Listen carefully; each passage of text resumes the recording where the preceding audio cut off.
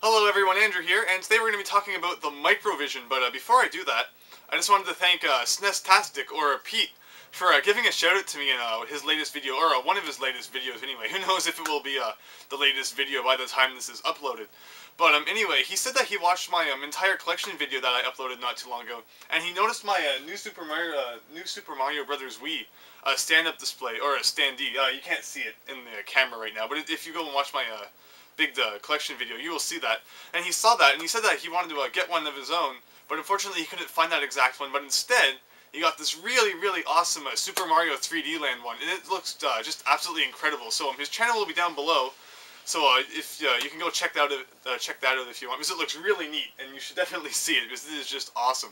And yeah, just wanted to thank him for giving that shout out to me. Who knows, maybe some people who are watching this are only here thanks to him for giving the shout out to my channel, and I really appreciate that. But yeah, anyway, back to what this video is really about. It's about the Microvision. It's a really old and obscure handheld console that a lot of people have probably never really heard about. And it's from back in the 80s when everyone thought that console should end with the word vision for some reason. But anyway, as you can see on the front there, that's pretty much what it looks like. The front sort of thing is interchangeable, and you'll see that. But the little knob controller at the bottom here that you see on games like Arkanoid and things like that, that is used in all of the games. So yeah, there's no D-pad or anything. So the games there aren't the greatest, because as you can see, the game that's included with it is pretty much just Arkanoid. And yeah, the way that the console works is the screen is made up of a 16 by 16 grid of squares. And then, so like different squares will be lit up at different times. You don't really have any like graphics or anything like that. It's always just the squares that are being used to create shapes and things. So we take the lid off, and we look inside. This is what we see. I know that there's probably supposed to be some sort of insert that comes with it. Although, unfortunately, it didn't come with that in the box. But it did come with a whole bunch of games and some books, so that is pretty neat. But yeah, anyway, if I get the console out here, here's what it looks like. So this is the actual size of it. As you can see, it has the Blockbuster game that it said was included on it. It has some buttons down here, and it has this knob. So as you probably saw, here's what other games look like. Because as you can see, this whole sort of plate thing here is the game. Is what happens is if we squeeze these two places on the side here, this actually pops up, and we can slide that out, and then you get this, and then you can switch games. But we'll do that later, as I'm going to show just a demonstration of a few of the different games that the Microvision has. But yeah, overall, this is pretty good. It's pretty sensitive, so it's not too hard to use. But these buttons are absolutely terrible. They're just plastic, so they're really easy to wreck. Like if you have long fingernails and you try to get your finger in there, you're likely to put a mark in them, which isn't too great. And also, it's really hard to tell when you've pressed them. So it's not like a normal controller where you can tell if you've pressed the button. These things, you can press them all you want. You never know if they're working, because the game doesn't really give you any indication of if it's understood that you pressed the button or not. So let's see. So we have the off-on switch on the side here. But yeah, before I get to that, on the back here we have our battery. It takes one 9-volt battery. And it looks like it's missing one, but that's actually a space for a spare. It probably won't focus on camera, but it says spare battery storage. It's kind of strange, because I don't know if you're really going to play this long enough to need another 9-volt battery. I mean, I guess maybe at some point, but you'd probably be at home or something, so you'd be ready to change it. I wish my Game Boy Color had one of those, though. I remember back in the day, it would always die at like the worst times. But anyway, let's turn this on. I don't know how well this is going to work. I'll maybe get a bit closer here. So, let's see. So, switch on. So there we go. Some random numbers up there. You can't see what those say, but it says balls and the score on the left and right there. So buttons down here, you have like speed, which changes it from S to F, so I'm guessing slow to fast. I have no idea what the T means beside it though, because when you press the paddle button, that changes, so I'm not quite sure. But anyway, if we press the go button at the bottom, we will start. So as you can see, we sort of have our paddle down here. Let's see, let's move that around, right? There we go. Let's move that around. So just like in Arkanoid, you have your paddle, and it also like to do that. So when you press go, The ball just shoots out of absolutely nowhere. It doesn't give you very much time to react to it. And it's very hard to play this while I'm holding it up to the camera. So yeah, like pressing the go button, and then I'm getting back to the paddle fast enough to actually do anything. But yeah, overall, very sensitive.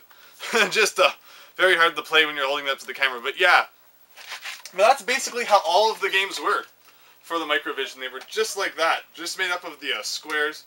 And all of the games use this thing, so you don't get too many like platformers or anything like that, of course. Just things like Arkanoid, and then things like Pinball.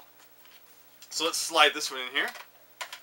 So if you just slide that into the top, and snap it into the bottom there. So yeah, now we have Pinball. And the buttons down there are always going to be different. Well, for most games anyway. Coincidentally, these buttons are actually exactly the same as the last game had. But let's see what we have this time. So then you have those options like we had in the last one. No idea exactly what all of them are supposed to mean. I have some of the instruction books, although they're not overly exciting to read. And it looks like it's exactly like Arkanoid, or Blockbuster, which is actually really funny. Yeah, wow. That is exactly...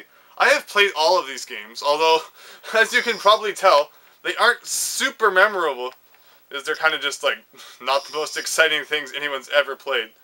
Let's try one more time. I don't even know how else it's going to show. Unfortunately, there's a glare on the screen.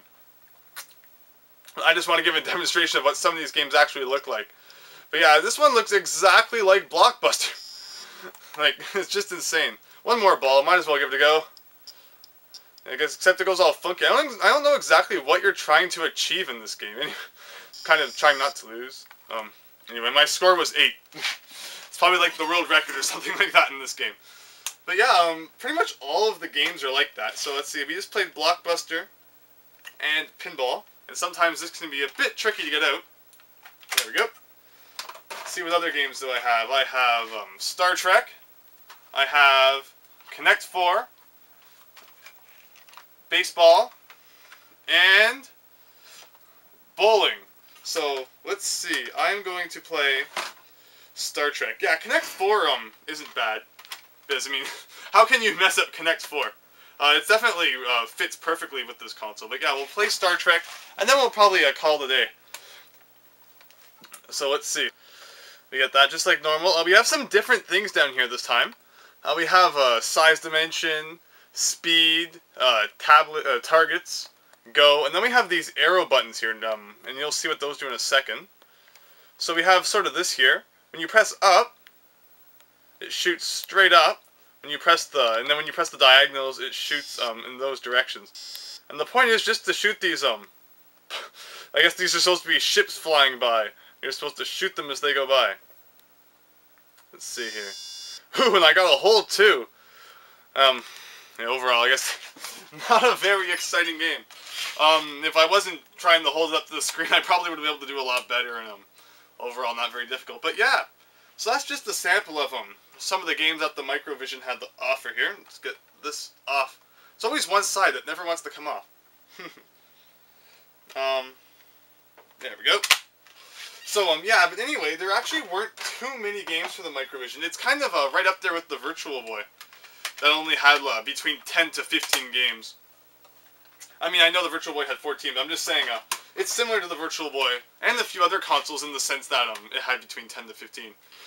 Anyway, that's the Microvision. Something that hopefully, well, I mean not hopefully, but a lot of people probably haven't seen before. So hopefully you enjoyed seeing what some of the games are like, even though they're not overly exciting.